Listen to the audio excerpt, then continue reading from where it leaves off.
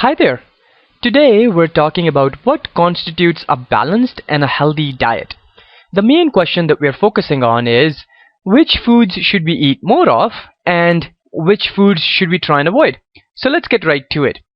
In June 2011, the United States Department of Agriculture came up with a new set of dietary guidelines called the My Plate. By the way, you're looking at an image of that on your screen right now. Now, having analyzed this and some of USDA's previous efforts in the area, I can tell you that My Plate is definitely better than USDA's previously released and highly criticized food pyramids. You'll find that the My Plate guidelines are easy to understand, and I suspect that we'll be seeing this image on our food packages soon enough. So it's important for us to interpret this and go through some of the key consumer messages recommended by the USDA. So let's get right to it. The first recommendation provided by the USDA is that fruits and vegetables make half our plate. This frankly is very good advice, as fruits and vegetables are excellent sources of minerals, vitamins and carbohydrates that our body needs. Now, the amount of fruits and vegetables you need depends on your age, sex and physical activity. You can calculate the number of cups of fruits and vegetables you need on a daily basis by visiting the website choosemyplate.gov. The same link is also available in this video's description. The second recommendation provided by the USDA is that a quarter of the food on your plate come from grains, and that at least half of the grains you eat be whole grains. Now, while that is a very good start, my recommendation, which stems from the Harvard School of Public Health, is that you make all of the grains you eat whole grains. The source of this information can be found in appropriate links in this video's description. Finally, My Plate recommends that a quarter of your plate have protein-rich foods like meats, beans, nuts, and seeds. Now, even though My Plate is a major improvement on some of USDA's previous efforts in the area, it still does not reflect the latest science on healthy eating. For instance, nowhere does My Plate highlight that beans, fish, and chicken are better protein choices than red meat. My Plate is also silent on a large portion of the US diet that is junk. This includes sugary drinks, sweets, refined grains, and the like. So, to give you the best advice on healthy eating, I would like to discuss with you the Healthy Eating Pyramid. This was designed by the Department of Nutrition at the Harvard School of Public Health and is by far the best set of healthy eating guidelines available on the web. Let's talk about it a little bit. The Healthy Eating Pyramid doesn't provide any advice on counting calories. Instead, it focuses on identifying and eating quality food. Now, there is one guideline that the Healthy Eating Pyramid comes with, which is that a healthy diet includes more food from the base of the pyramid than it does from higher levels of the pyramid. If you're interested, by the way, in calculating the specific number of cups of a particular food you need on a daily basis, which again depends on your age, sex, and physical activity, you can do that by using the links provided in this video's description. So let us start at the base of the pyramid and make our way up. The Healthy Eating Pyramid, you'll notice, sits on a foundation of daily exercise. Remember the weight change equation.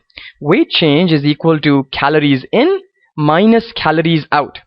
So that means that if you burn as many calories as you take in each day, there's nothing left over for storage, and the weight remains the same. Eat more than you burn, however, and you end up adding fat and pounds. Regular exercise can help you control your weight, and it is a key part of any weight loss effort.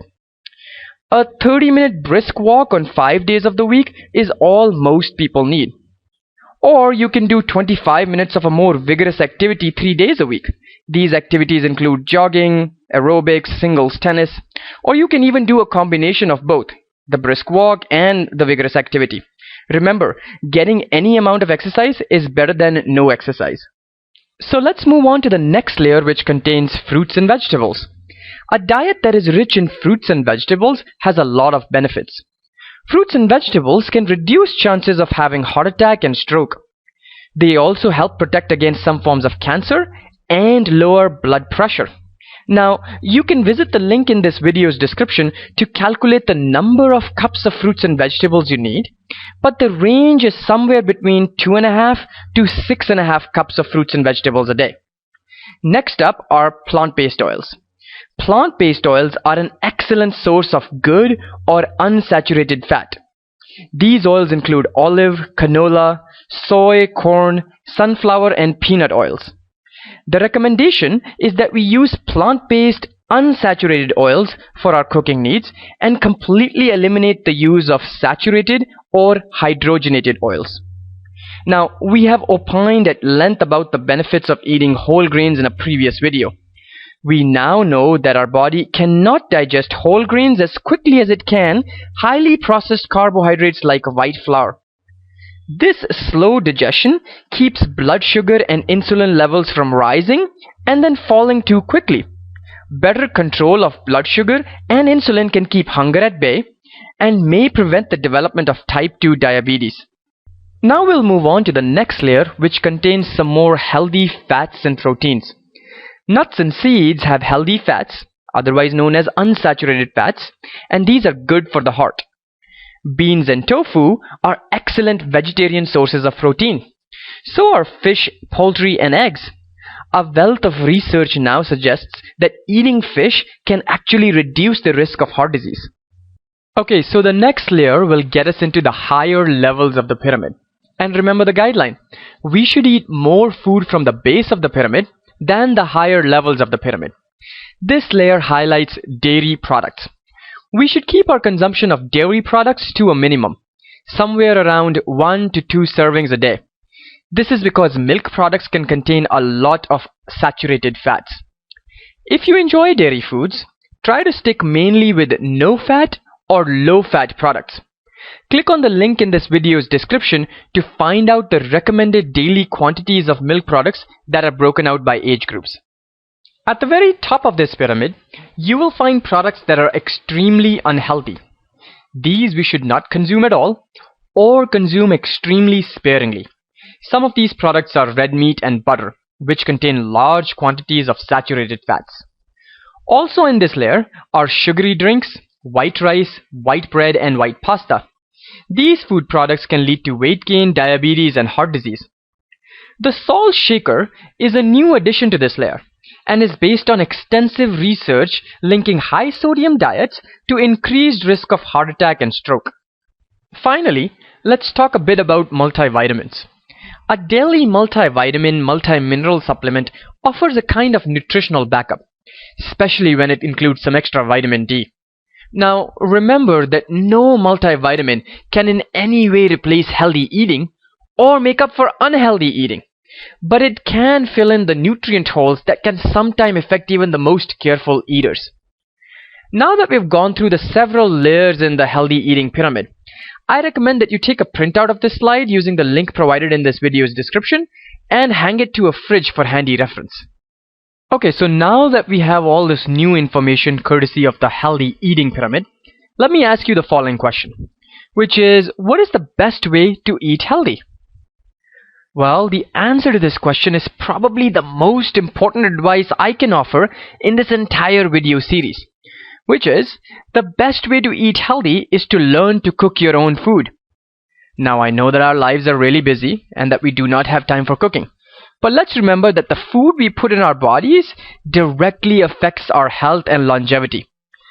I recall a story which was first told by the famous investor Warren Buffett. He said that if you knew that you were only going to have one car for your entire life, you would probably take really good care of it. You would change its oil and fix any engine troubles before they became major problems. You would definitely not disregard your car if you knew that that was the only car you were ever going to have. Well, just like the car, Mr. Buffett added, you only get one body for your entire life. So, clearly this story tells us that it is important for us to take care of our body and eat healthy. And the best way to eat healthy is to learn to cook your own food. This way you can choose real food, you can use healthy oils, and you can limit your sugar intake. In the next video, we're going to discuss how to read a package label.